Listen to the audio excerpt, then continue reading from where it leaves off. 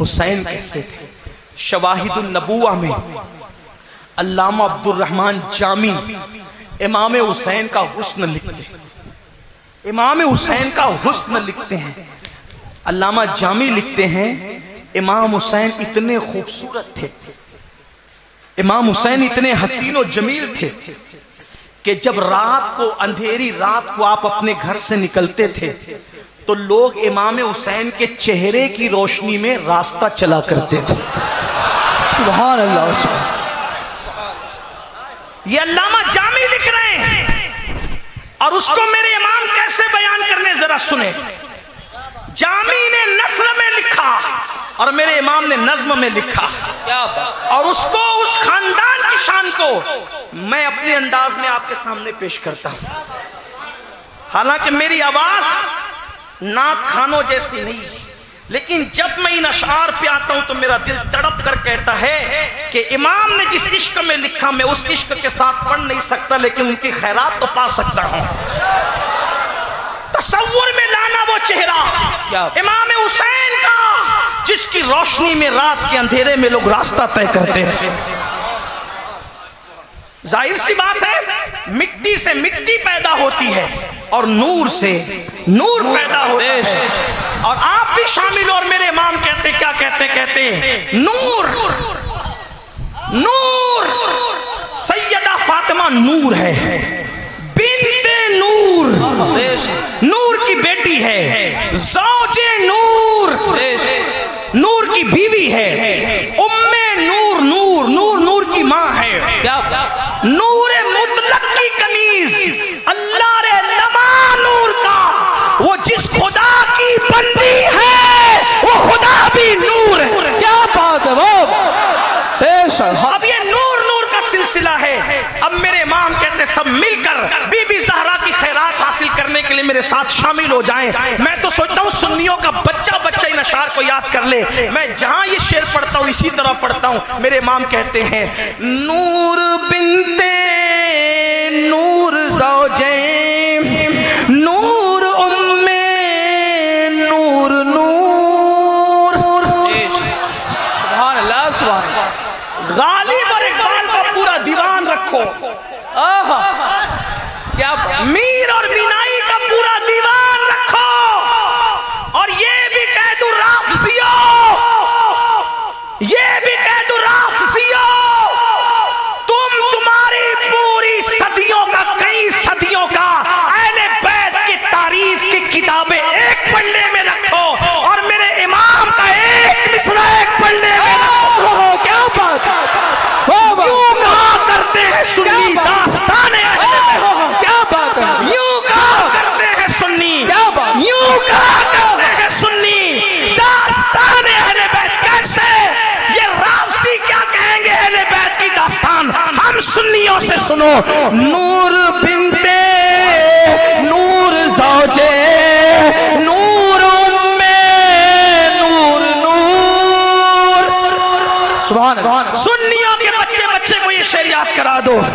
نور بنتے نور زوجے نور ام نور نور، اگر آپ کو پڑھنا آتا ہے تو میرے ساتھ مل کے پڑھیں۔ نور بنتے نور زوجے نور ام نور نور، نور بنتے نور زوجے نور ام نور نور، نور مطلق کی کنیز، اللہ رے لما نور کا، اور ایک سینے تک مشابہ، ایک وہاں سے پاؤں تک، ایک سینے تک مشابہ، ایک وہاں سے پاؤں تک، حسن سبتین ان کے جاموں میں ہے نیما نور کا، تو تیری نسل پاک میں ہے بچہ بچہ نور کا، تیری نسل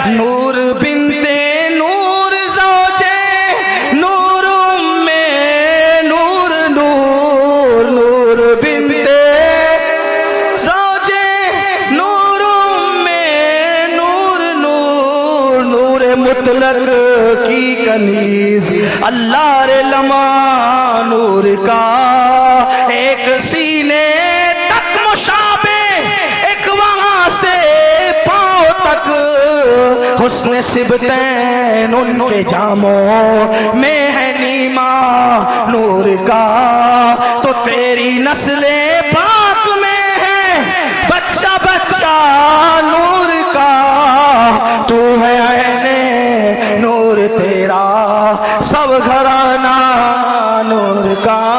حسین اتنے خوبصورت تھے، حسین اتنے خوبصورت تھے کہ آپ کے چہرے کی روشنی میں لوگ رات کے اندھیرے میں راستہ طے کرتے تھے۔ آخری بات، ہم بھی حسین پاک سے محبت کرتے ہیں، لیکن ہمارے گھر میں دین کتنا ہے، دین پر عمل کتنا ہے؟ آج مسلمان حرام کھا رہا ہے، توجہ کرنا، مسلمان آج حرام کھا رہا ہے، حرام کھا کھا کر اپنا پیٹ بھر رہا ہے، اپنے بچوں کا پیٹ بھر رہا ہے۔ بچوں کو یہ تربیت تو دی بیٹا روز اسکول جانا، روز ٹیوشن جانا، لیکن بچوں کو یہ تربیت نہیں دی کہ بیٹا حرام مت کھانا، حلال کھانا۔ آؤ آخری بات کہہ دوں، امام حسین نے جو دین بچانے نکلے تھے، اپنے گھر کا ماحول اتنا خوبصورت، اتنا حسین بنایا تھا، آپ کو پتہ ہوگا، توجہ کرو، سن لو غور سے، ایک دل جلے سے امام علی مقام نے اپنے گھر کی تربیت کا ماحول کتنا خوبصورت کیا تھا، گھر کی تربیت کا ماحول کتنا حسین و جمیل کیا تھا۔ اللہ اکبر، ایک مرتبہ کا وہ واقعہ آپ ذہن میں پھر دہرائیں، کیا ہوا؟ اللہ اللہ، میدان کربلا میں جب سب لوگ شہید ہو گئے، بھئی جو جائیں وہیں رہیں، بات آخری ہو رہی ہے، جو جائیں وہیں رہیں، آپ ڈسٹرب نہیں کریں، ایک بار آپ لوگ توجہ میری طرف رکھیں، بات آخری ہو رہی ہے، ڈسٹرب نہیں کریں۔ امام علی مقام شہید ہو گئے، امام کی شہادت کے بعد لاشوں پہ گھوڑے دوڑ گئے۔ آپ نے سنا، ابن جریر طبری نے لکھا، ابن کثیر نے لکھا، استاد زمن نے لکھا کہ لاشوں کی بے حرمتی کی گئی، یہاں تک کہ گھوڑے دوڑا دیے گئے، لاشوں پہ گھوڑے دوڑا دیے گئے۔ بیویوں کو ان کے خیمے جلا کر ان کے ہاتھوں میں جو ہے وہ رسیاں باندھ دی گئی، امام زین العابدین کو جو ہے وہ ہتکڑیاں اور پیروں میں بیڑیاں ڈال دی گئی، اور اس کے بعد یہ لٹا ہوا قافلہ جب کوفہ کی سرزمین پہ پہنچا تو اس وقت جو کئی بچے اور بچیاں تھیں، ان میں سے 7 سال کی ایک شہزادی تھی جن کا نام سکینہ آیا ہے، ان کو سکینہ بھی کہتے ہیں لیکن زیادہ مشہور سکینہ ہو گیا ہے۔ 7 سال کی شہزادی ہے سیدہ سکینہ۔ آپ جانتے ہیں 7 سال کے بچے تو صحیح طور پہ روزہ بھی نہیں رکھتے، اگر روزہ رکھتے بھی ہیں تو ان کے روزے کا احوال کیا ہے آپ سب جانتے ہیں۔ 7 سال کے بچوں کو کھانا چاہیے، پانی چاہیے، چاکلیٹ چاہیے، کھیل کود چاہیے۔ ہر دور کے الگ الگ بچے ہیں لیکن سب بچے بچے ہی ہوتے ہیں۔ 7 سال کی شہزادی سکینہ ہے، اور بھوک کتنی ہے، 7 محرم سے 10 محرم تک بھوکی پیاسی رہی بابا کے ساتھ، 11 اور 12 محرم کو مزید 2 دن بھوکی پیاسی رہی، 12 یا 11 محرم کو وہ قافلہ چلا۔ اب اگر 13 یا 14 محرم بھی پکڑ لیتے ہیں تو کتنے دن ہو جاتے ہیں؟ کم سے کم 7 یا 8 دن۔ اب ذرا دھیان سے سننا، امام حسین نے اپنے گھر میں کیسا مذہبی ماحول، کیسا تربیت کا ماحول پیدا کیا تھا۔ آج ہم صرف نماز پڑھ کر سوچتے ہیں ہم جنت میں نہ جائیں گے تو کون جنت میں جائے گا۔ صرف نماز سے جنت نہیں ملے گی، پیٹ میں جو سود کے لقمے کے ذریعے جہنم کی آگ ڈال رہے ہو، یتیم اور بیواؤں کا مال کھا رہے ہو، لوگوں کا حصہ ہڑپ کر کے اپنے پیٹ میں ڈال رہے ہو، جھوٹ بول کے کاروبار کر رہے ہو، حرام کاروبار پر دلیر ہو چکے ہو، آپ کا کیا بنے گا، ہمارا کیا بنے گا؟ اللہ اکبر۔ لوگ جو ہے حلال ذبیحہ ڈھونڈتے ہیں اور سود کا دھندا کرتے ہیں، یہ تقوی کا لوگوں کا حال ہے۔ سود کے دھندے سے حلال ذبیحہ تحقیق سے خریدنے چلے ہیں۔ آپ اندازہ تو فرمائے، ارے نادان، اس سے پہلے حلال ذبیحے کی تحقیق سے پہلے اپنے کاروبار کی تحقیق کرتا، اپنے کاروبار کا جو ہے وہ احتساب کرتا۔ میں یہ نہیں کہتا کہ حلال ذبیحہ نہ کھاؤ، مسلمانوں پر حلال ذبیحہ جو ہے وہ لازم ہے، اس کے بغیر چارہ کار نہیں ہے، لیکن دھندے سود کے ہیں، دھندے شراب کے ہیں، دھندے جوئے کے ہیں، اور ڈھونڈ رہے جناب حلال ذبیحہ۔ انا للہ و انا الیہ راجعون۔ اور یاد رکھنا، یہ دنیا اچھی طرح جانتی ہے، جو تم دین بچانے دین بچانے دین بچانے کی بات کرتے ہو، لوگوں کو پتا ہے کہ جو قوم اپنے گھر میں خود دین پر عمل نہ کرے وہ دین کیا بچائیں گے؟ دین وہی بچا سکتے ہیں جن کے گھروں میں دین پر عمل ہوتا ہے۔ ہاں ہاں، جن کے گھروں میں سیریلوں کے نام پر فلمی گانے، کفریہ شرکیہ کلمات بجتے ہوں، وہ لوگ کیا دین بچائیں گے؟ جو داڑیاں مڈا کر گٹروں میں پھینکتے ہو، وہ کیا دین بچائیں گے؟ اللہ اکبر۔ اس لیے لوگ ہمارے نعروں کا بھی مذاق اڑاتے ہیں۔ میری قوم کے جوانوں، انقلاب عمل والوں سے آتا ہے، انقلاب صرف نعروں سے نہیں آتا۔ جس دن مسلمان میدان عمل میں قدم رکھے گا اس دن انقلاب آئے گا۔ تو اللہ اللہ، سیدہ شہزادی سکینہ صرف 7 سال کی عمر کی ہے اور 7 یا 8 دن بھوکے پیاسے رہتے ہوئے ہو گئے ہیں جب کوفہ کی سرزمین پر یہ لٹا پیٹا قافلہ پہنچا۔ وہ قافلے کی حالت کیا تھی؟ اللہ اللہ، ہاتھوں میں ہتکڑیاں ہیں، پیروں میں بیڑیاں ہیں، اونٹوں کی ننگی پیٹھ پر قافلہ بیٹھا ہوا ہے، اور کوفہ کے اندر یہ اعلان کرا دیا گیا ہے کہ کچھ لوگ تھے جو راستے میں بیٹھ کر لوگوں کا مال لوٹتے تھے، ڈکیتی کرتے تھے، ان لوگوں کو ہم نے کاٹ ڈالا، ان کے کٹے ہوئے سر آ رہے ہیں اور ان کے بچے اور بیویوں کو جو ہے وہ قیدی بنا کر لا رہے ہیں۔ کوفہ والوں نے سوچا قیدیوں کو کھانا کھلانے سے ثواب زیادہ ملتا ہے، قیدیوں کو کھانا کھلانے سے اجر زیادہ ملتا ہے، تو کوفہ کی عورتوں نے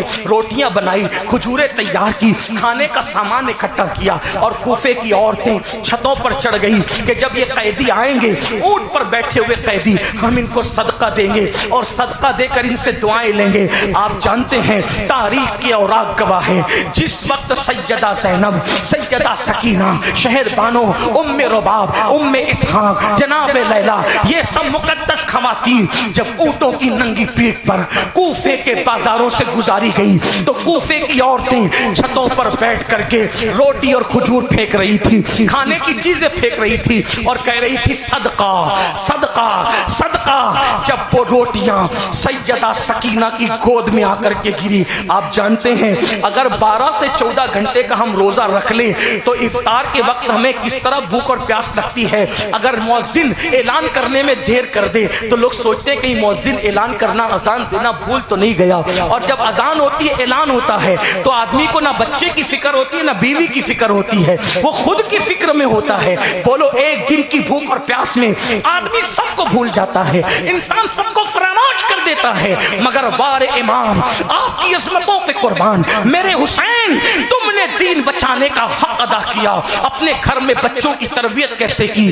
جب 7 یا 8 دن کی بھوکی پیاسی سکینہ کی گود میں صدقے کی روٹی گری تو سیدہ سکینہ نے کھانے سے پہلے اپنی پھوپھی کے کان میں کہا، پھوپھی امی، آج ہم کو بھوکے رہتے رہتے 1 ہفتہ ہو گیا، لیکن ہم تو آل رسول ہیں، ہم پر نبی نے صدقہ حرام کیا ہے، تو کیا 1 ہفتے کی بھوک کے بعد آل نبی پہ صدقہ حلال ہو جاتا ہے؟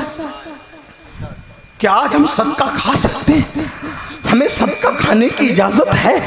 اس وقت سیدہ زینب نے کہا تھا، اے کوفہ والو، ہم صدقہ کھانے والے لوگ نہیں ہیں، ہم تمہارے نبی کی اولاد ہیں، ہم پہ صدقہ حرام کیا گیا ہے۔ اس بھوک کی شدت میں بھی سیدہ سکینہ نے 7 سال کی عمر میں صدقے کی روٹی نہیں کھائی۔ حسین کی 7 سال کی شہزادی، جملے پہ غور کریں، حسین پاک کی 7 سال کی شہزادی 7 دن کی بھوک کے بعد صدقہ نہیں کھاتی، کیونکہ نبی نے آل نبی پہ صدقہ حرام کیا۔ ٹھیک، حسین پاک کی 7 سال کی شہزادی 7 دن کی بھوکی ہونے کے بعد بھی صدقہ نہیں کھاتی۔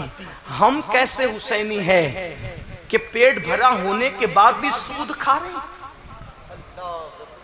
जुए के पैसे खा रहे हैं, शराब के धंधे के पैसे खा रहे हैं। मैं तो यहां रुक करके लोगों से ये कहता हूं, शायद मेरी कौम अमल के मामले में यजीद से 2 कदम कुछ आगे निकल गई। क्यों?